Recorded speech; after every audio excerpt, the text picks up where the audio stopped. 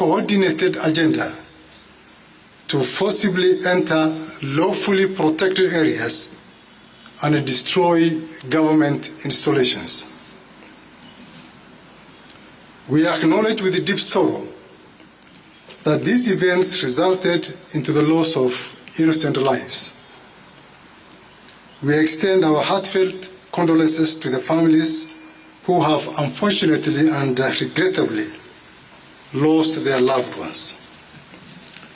Law enforcement officers suffered significant harm while protecting genuine protesters, property, and maintaining law and order, with at least 11 officers sustaining serious injuries, some life-threatening.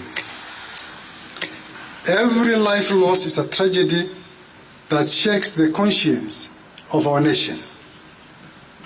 We mourn with you and we remain committed to ensuring that justice is not only done, but is seen to be done. No family should ever suffer such pain under the pretense of protests or the breakdown of public order. We confirm that what began as peaceful civic education in certain parts of the country quickly devolved into orchestrated violence.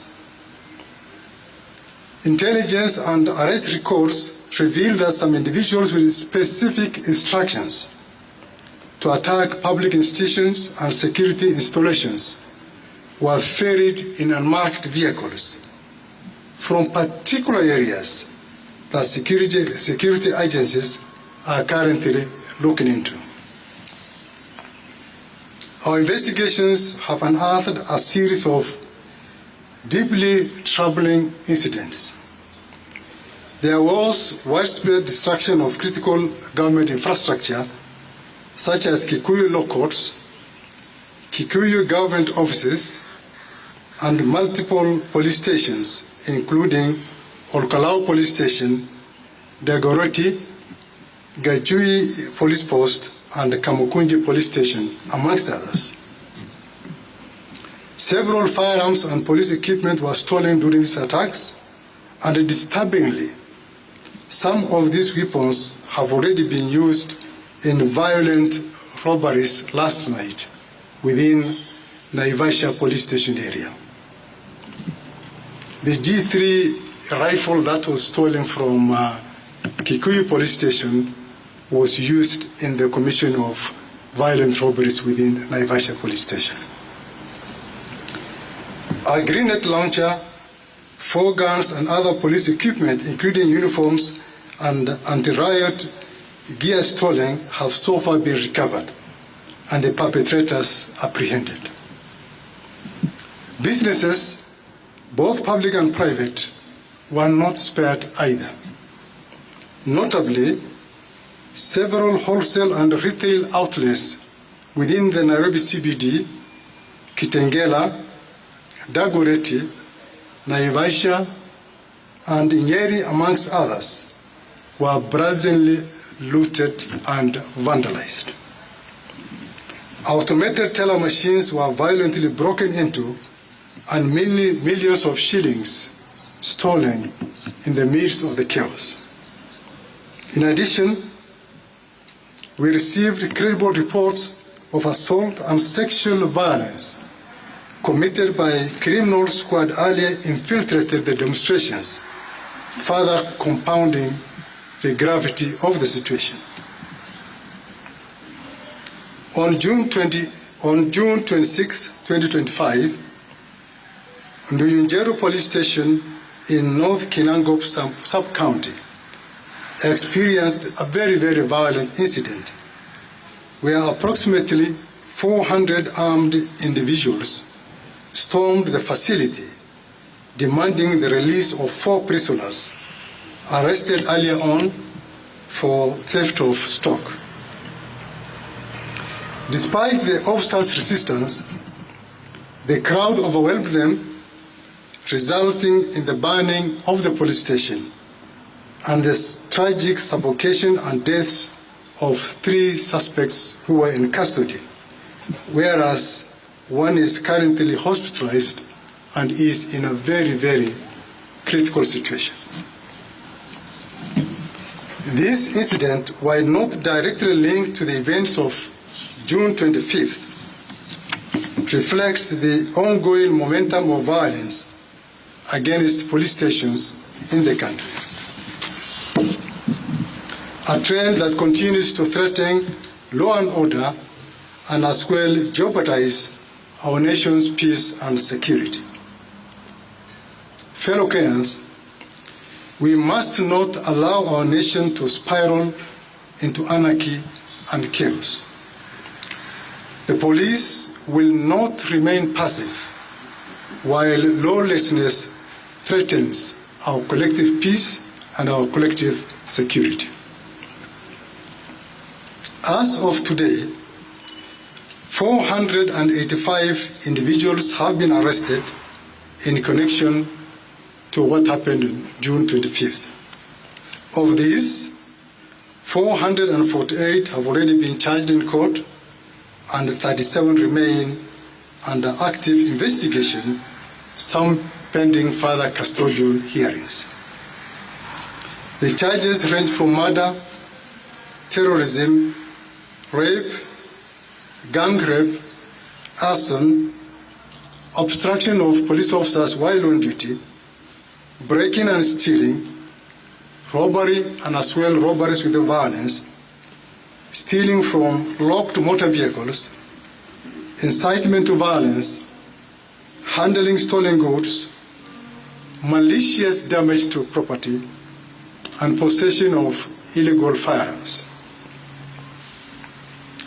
Further investigations, including statements obtained from those arrested suspects, reveal a deliberate and well-funded plot to incite chaos, civil unrest, and widespread anarchy under the guise of public protest.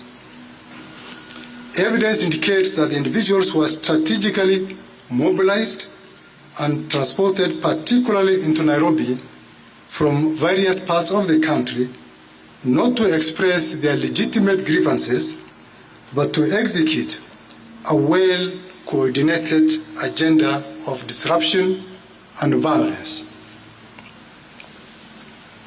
These actions were not by any means spontaneous. They were orchestrated, and we are actively pursuing the key planners, the mobilizers, the financiers, and the facilitators behind this scheme, and they will be brought to justice very soon. The complaints we have received from across the country draw a clear and troubling line between lawful protest and outright criminality. While some youthful protesters joined the demonstration in good faith, some individuals tragically, even some who had marched peacefully, later turned on fellow Kenyans. They engaged in sexual violence, theft, and broke into homes and businesses. Such acts not only violated the law, but also betrayed the very ideals the protests purported to uphold. When demonstrations descend into violence, intimidation, and destruction of property, they do not advance any cause. They discredit it. They erode public sympathy and distort the message of those who genuinely seek reform through lawful and other constructive means. It must be clearly understood that the right to protest is protected under our Constitution, no doubt, and we respect the voice of every Kenyan seeking accountability and reform. However, when a bona fide protest is infiltrated by criminal elements, it becomes a threat to national security and a threat to public safety. I must commend those who protested peacefully and distanced themselves from acts of lawlessness. Some among them became victims, themselves were attacked, robbed, or assaulted by those who took advantage of the mob.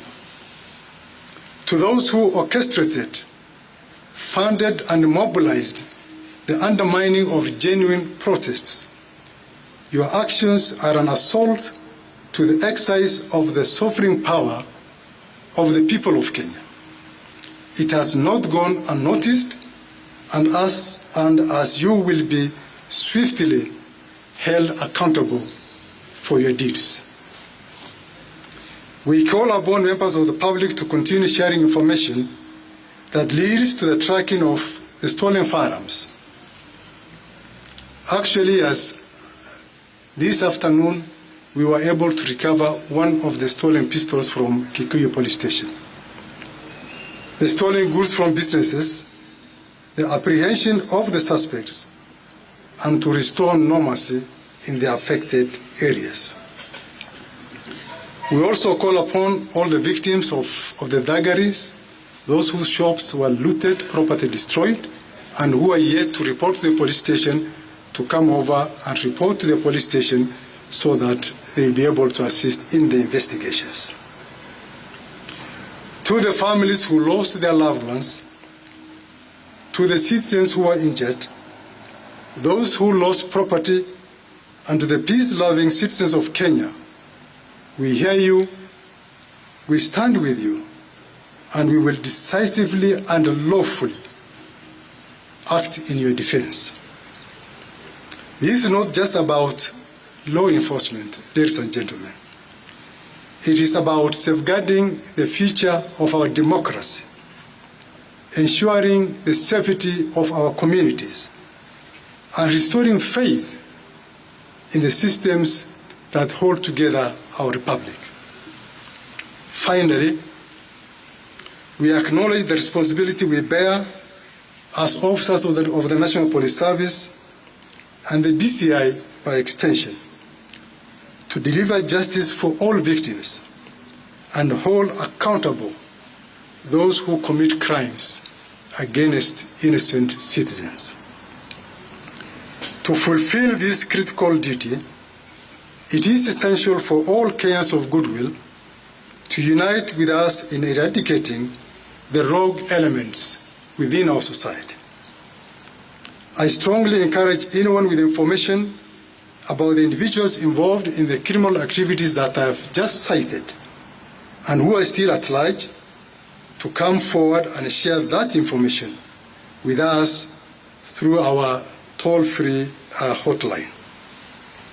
Once again, I wish to reaffirm our commitment to thoroughly and promptly investigate all the criminal cases and deliver timely justice to the victims.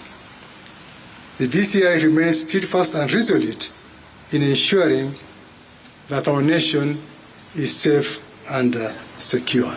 Thank you very much. The DCI will take a few questions.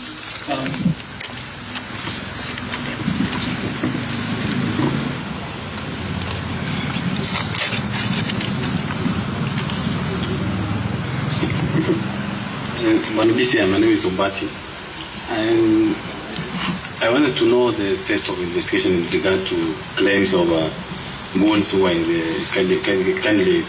goons who are involved in this violence, and their politicians mentioned this issue. For example, people are saying the opposition was involved in mobilizing these goons to attack the genuine demonstrators. Please let us know what the position of that. Yeah, my name is Emmanuel Cho from Citizen TV. Just a question. Number one, where is Ndiangui Kinyagia, the blogger who was taken allegedly by the DCI? Where is he? Ndiangui Kinyagia. It's trending on X. Number two, which are these names that you're targeting, who sponsored and put guns on the streets? And number three, you talked about the violence that was, sexual violence that was witnessed. Do you have cases? Which ones? Where were these offenses, where were the offenses happening from? That would be really good to answer. And lastly, the intelligence that you say told you that you have these planners planning these things. What did you do to that intelligence you got? Did you act on it? Asante sana. Jina langu ni Laban kutoka NTV. Nina maswali mawili. Kuna madai ambayo yameibuka kuhusiana na wizi wa mabegi 7,000 ya mbolea kutoka kwenye bohari kule Meru ya thamani ya shilingi milioni 29.5. Je, ilifanywa na wale wahuni? Na je, ni moja ya njama ambazo zilifanywa kutumia mikakati ambayo umetaja hapo, walitumia malori na vitu kama hivyo? Pia hii leo tumemsikia aliyekuwa msemaji wa idara ya polisi Charles Owino akisema kwamba Boniface ambaye muuzaji maski ambaye alipigwa risasi katikati ya jiji la Nairobi kwamba alimtukana yule afisa wa polisi. Je, alimtukana? Na katika uchunguzi ambao unaendelea ipo katika vipengele ambavyo mnaviangalia. So ni uchunguzi huu ambao tayari mmekwisha anza, inaonekana kwamba pengine imejikokota sana, ikizingatiwa kwamba mbele ya kamera wakati wa maandamano walionekana wale wahuni wakiiba, wakivuruga na vitu kama hivyo. Sijui kama kwamba inaonekana mnalaumiwa kwamba mmechelewa sana katika kuwakamata, na hawa ambao wanasemekana kwamba ndio mpanga mikakati kutoka eneo moja, ni eneo lipi na ni nani huyo? Asante. The director will first respond to those questions. Thank you. Thank you very much. Mr. Ombati has asked about the goons involved in the violence. Like I said in my address, initially the demonstrations were peaceful. But along the process, the entire process was hijacked by goons. Goons who resorted to looting and destroying public property.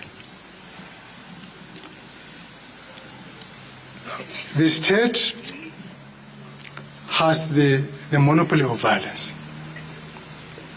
The state cannot cede its monopoly of violence to goons. We are investigating those allegations of the involvement of goons.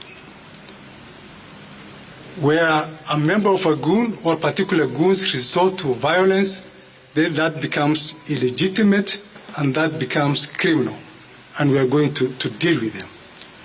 Already we have got information about some of those goons, and that information, that investigation is progressing fairly well.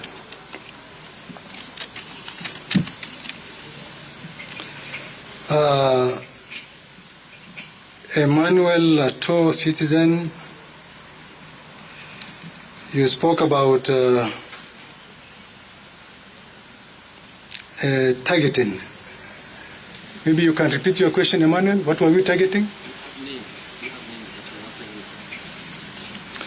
Of course, yes. We have started our investigations long before. And this also answers somehow the question by the NTV. We are progressing with our investigations. And we have the names of the perpetrators. As you are aware, the wheels of justice, they grind slowly. Yeah? But it grinds exceedingly fine. So very soon we shall get all of them. Yes, we have received the cases of sexual harassment, rape, and sexual assault, mainly within the domains of Nairobi area and Nakuru and Naivasha. For investigation purposes, we may not be able to share with you the details of the victims, but it is true that we have received such information and that matter is under investigations. The aspect of the fertilizers, yes, there was that allegation that some fertilizers were stolen. Again, it is a matter under investigations. It may be linked directly or indirectly to the demonstrations, but it is under investigation. Any other question?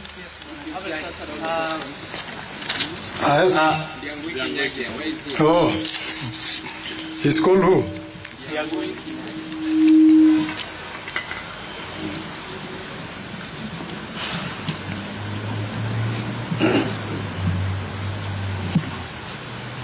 Ndangui Kinyangi was a person of interest to us.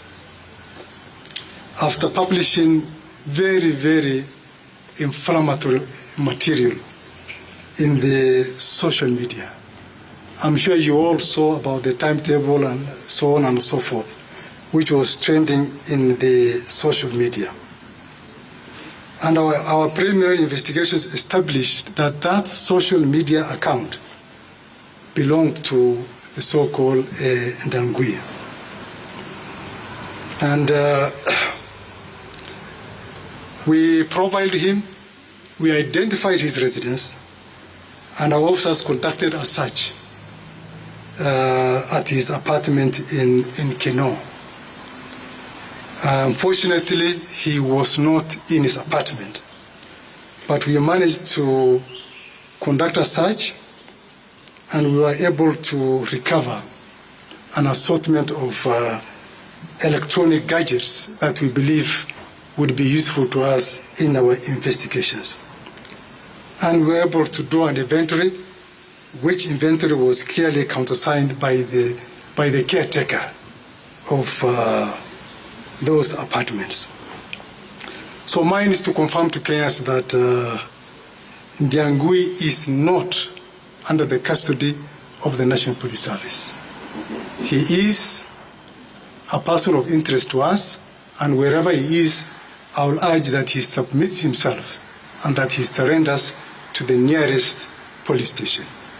I think that answers. Yes, my name is Abdiaziz Hashem from KBC. Just back to that particular story, because we are shocked that Ndangui is not within your custody, but today the courts have given an order for you, the DCI, to present Ndangui at 11 tomorrow or Tuesday.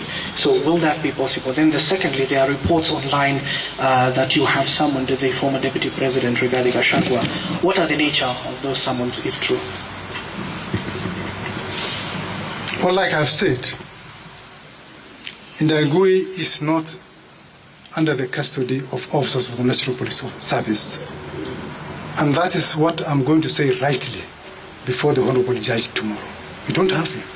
And wherever he is, he should just come and surrender to the police so as to assist in our investigations. As regards regarding Gachagua, it is not true that we have summoned regarding Gachagua. But I would like to point out very, very clearly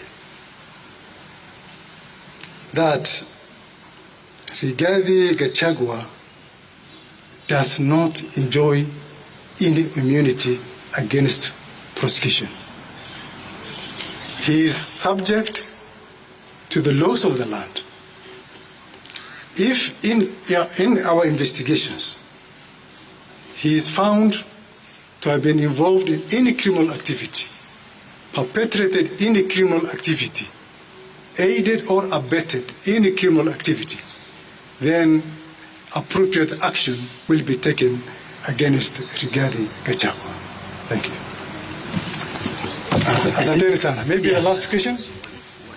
Just one question quickly. I'm sorry. My name is Cynthia Onyango from Ramogi TV, and I just have one question for you, sir. I mean, from the investigations you've done so far and the intelligence you've gathered, do you second CS Interior statement that on 25th there was an attempted coup? And if that is true, how far are you with the investigations? Bwana DCI, jina langu ni Ronnie Regan kutoka Mo Radio. Swali langu litakuwa moja kwako. Wakenya wanauliza, you lied under oath on the floor of the Senate.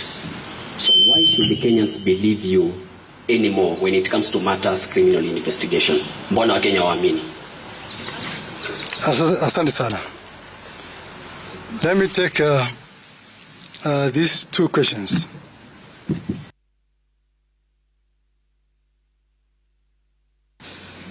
From what our CS said about the attempted coup, I may not want to be an advocate for the CS, absolutely. So he's in a better position to expound his statement.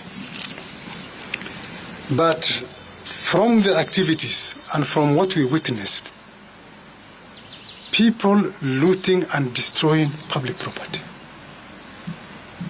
people attacking police stations, burning government institutions, destroying critical government infrastructure. I mean, how will you define such characters if they are not hell-bent on causing anarchy in our country? And if somebody causes anarchy, then in my own interpretation, that will be synonymous to an attempted coup. About I lied under oath. It is good that I have an opportunity to explain that. That when I appeared before the Senate, I swore while holding the Holy Quran. And I said that whatever I will say before the Senate shall be the truth, the whole truth, and nothing but the truth. Whatever I said, some people who did not mean well for the DCI, for reasons best known to them, misinterpreted what I said. And for those who are following the proceedings, I was sharing with the senators the timings when the suspect was brought to the police station, when he was booked, and when the officers went to the Baghdadi mortuary. What I was reading verbatim from the records in the digital OP. It's not what the DCI was saying. So some people thought it was the DCI who was saying that. No, I was explaining to Kenyans what I was reading from the digital OB, explaining verbatim. Tumelewana, my friend? Asanteni sana. Yepe.